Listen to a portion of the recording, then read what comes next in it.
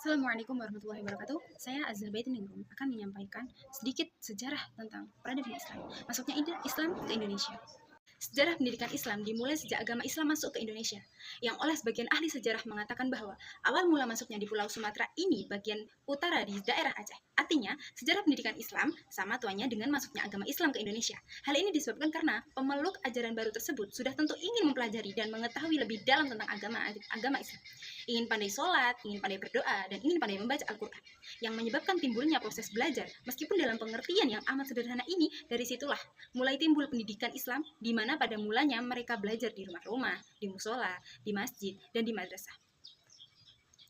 Kemudian berkembang menjadi pondok pesantren. Setelah itu baru timbul sistem madrasah yang teratur sebagaimana yang kita kenal pada saat ini.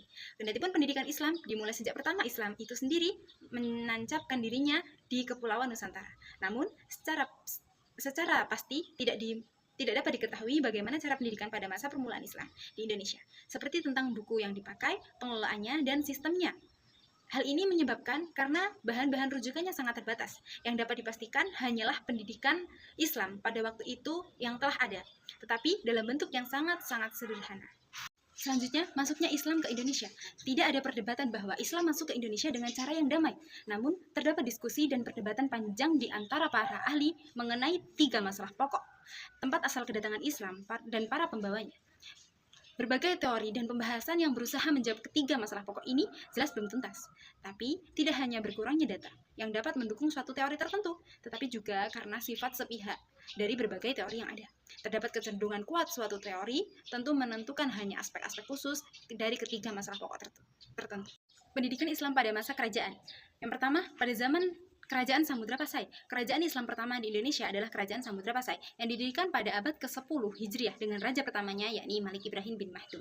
Yang kedua bernama Al-Malik As-Soleh dan yang terakhir bernama Al-Malik Sabar Syekh pada tahun 1444 Masehi atau abad ke-15. Pada tahun 1345, Ibnu Battuta dari Maroko sempat singgah pada Kerajaan Pasai. Pada zaman itu, pemerintahan Malik Az-Zahir yang raja yang terkenal alim dalam ilmu agama dan bermadzhab Syafi'i mengadakan pengajian sampai waktu sholat. Dan beliau adalah seorang yang fasih berbahasa Arab serta mempraktikkan pada pola hidup yang sangat sederhana. Keterangan Ibnu Battuta tersebut dapat ditarik kesimpulannya dalam pendidikan yang berlaku pada zaman Kerajaan Samudra Pasai, yakni sebagai berikut. Yang pertama, materi pendidikan dan pengajaran agama dalam bidang syariat adalah bermadzhab Syafi'i. Dan yang kedua, sistem pendidikan seseorang informal berupa majelis ta'lim dan halaqah. Dan yang ketiga, tokoh pemerintahan merangkap sebagian tokoh agama. Yang keempat, biaya pendidikan bersumber dari negara. Pada zaman Kerajaan Samudra Pasai ini mencapai kejayaannya pada abad ke-14 Masehi. Maka pendidikan juga tentu terdapat tempat tersendiri. Mengutip keterangan Tom Peirce yang mengatakan bahwa di Samudra Pasai banyak terdapat kota, di mana antar warga kota tersebut terdapat orang-orang yang berpendidikan. Menurut Ibnu Battuta ini juga, Pasai pada abad ke-14 sudah merupakan pusat studi Islam di Asia Tenggara dan banyak berkumpul ulama-ulama dari negara-negara Islam. Ibnu Battuta menyatakan bahwa Sultan Malik Az-Zahir adalah seorang yang cinta kepada para ulama dan ilmu pengetahuan. Bila hari Jumat tiba, Sultan sembahyang di masjid menggunakan pakaian ulama, yakni berpakaian putih. Setelah melakukan sembahyang, beliau mengadakan diskusi dengan para alim pengetahuan agama, antara lain yakni Amir Abdullah dari Delhi dan Tajahuddin dari Isfahan. Bentuk pendidikan dengan cara diskusi ini disebut dengan majelis ta'lim ataupun halaqah. Sistem halaqah yaitu para murid mengambil posisi melingkari guru. Guru duduk di tengah-tengah lingkaran murid dengan posisi seluruh wajah murid menghadap ke guru.